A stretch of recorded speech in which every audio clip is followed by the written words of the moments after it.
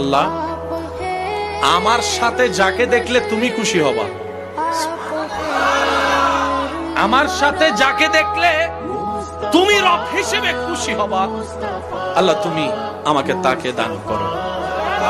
আল্লাহ আমাকে এমন একজন জীবন সাথী দাও যার সাথে প্রতিদিন না হলেও মাঝে মধ্যে হলো গভীর রাতে ঘুমটা হারাম করে তোমার দরবারে তাহাজ্জুদের সিজদা দিতে পারবো। সুবহানাল্লাহ।